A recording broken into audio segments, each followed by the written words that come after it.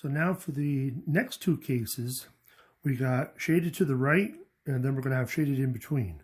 But if we're shading to the right, so now our inequality looks a little different. So we have the probability that z is greater than a. So you notice probably that z score is greater than a. So if we were to draw our sketch, again, a is just a random number on that number line. And a could be on the left or the right, it doesn't matter. So if we had it over here, if z was equal to a, then we want to shade greater than, so we're going to shade on the right-hand side. So your drawing is going to look something like that. So now, if we want to find this probability, the trick is to use what is to the left.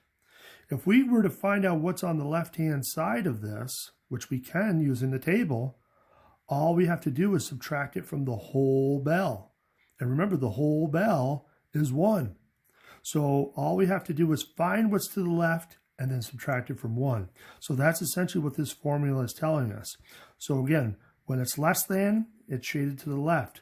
So we're finding that area to the left, or that probability to the left, and then we're going to subtract it from 1.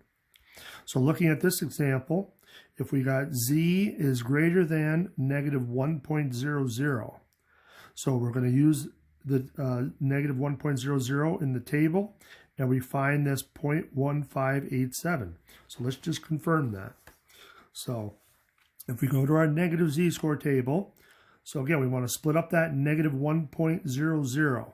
So the first part would be the negative 1.0, which is right there. And then we want 0, 0. So we're going to be right in this first column. So if we go over, there's that 0.1587. I know it's kind of hard to see, but there it is, 0.1587. So now, that's where they get this area, and that's to the left. But because we want what's to the right, we're going to have to subtract it from 1. So we're going to say 1 minus 0.1587, and then use your calculator and just subtract it. So 0.8413. And then that should be the area to the right.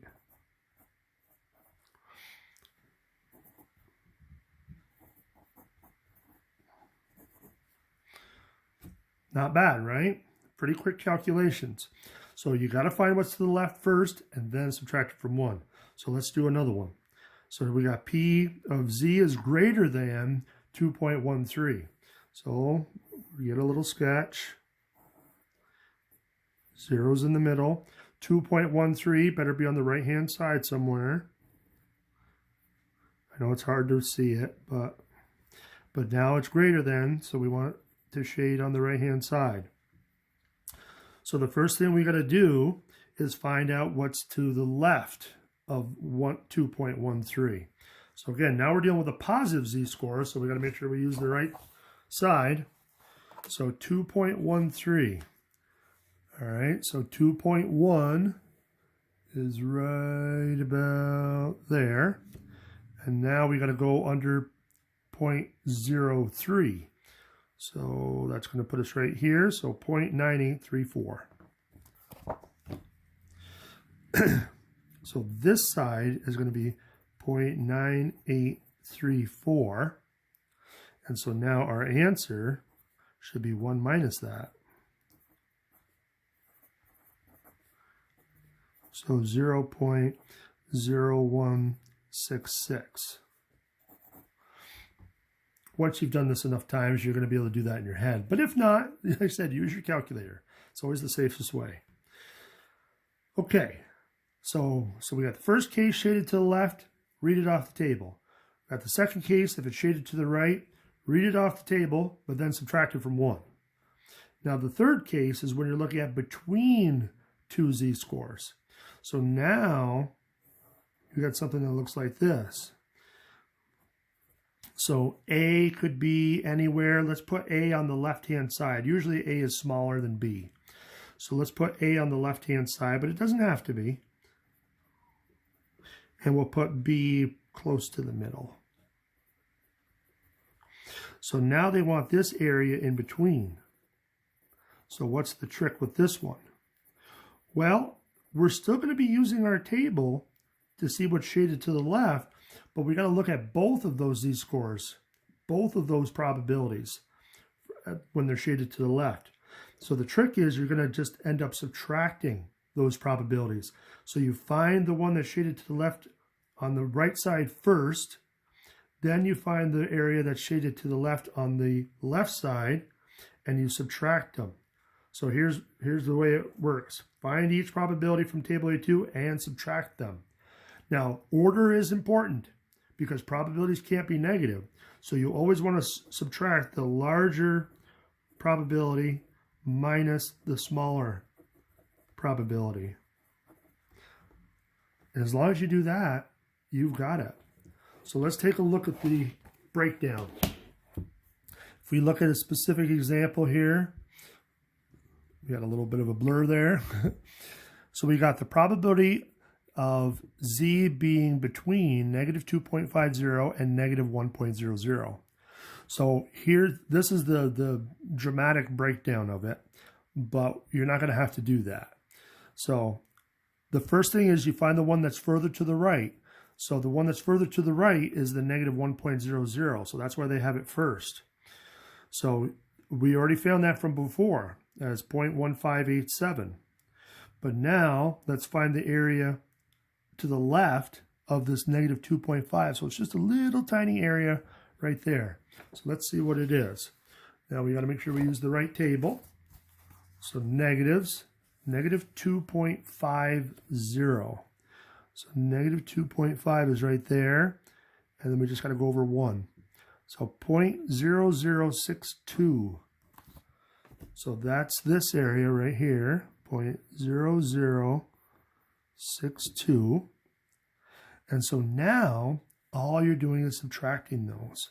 So we're going to say 0.1587, 0.0062, and let's see what we get. Minus 0.0062 equals 1525. So 0.1525. Again, not terrible, but you got to just be careful. Make sure you read the table correctly. So let's try one more, and then we'll pause for the next video. So we got find the probability that z is between negative 1.57 and positive 3.09. Okay, so let's get our sketch.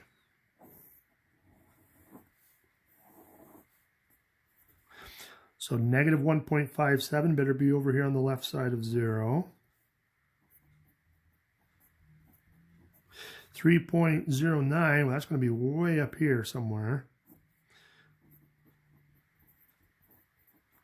And we want everything in between. Okay, so let's see what we get. Whoops. Make sure I don't make any mistakes here. Snapping my lead. Okay, so let's start with the negative. It doesn't matter which order you find them in, but it does matter what order you subtract them in, so be careful. So let's find that negative 1.57. Okay, negative 1.5 is right here in the middle, and then we want to go all the way over to 7. So that's going to put us right here. So that's 0.0582. 0.0582, and then we'll do the same thing with the other one.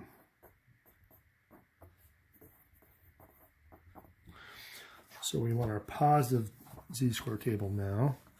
3.09, so 3.0, and we got to go all the way over to 9, all the way to the end. 9990, so 0.9990. So our answer better be the difference. Let's put the bigger one first, minus the smaller one. Whoops, make sure you write it right. 582, which gives us, let's see, 0.9990 minus 0.0582 equals 9408. 0.9408. And there you have it. So not bad. Those are the only three cases we're going to be looking at in this section, pretty much in this chapter. So we'll try the next bunch of examples and hopefully that'll reinforce it for you. See you in the next video.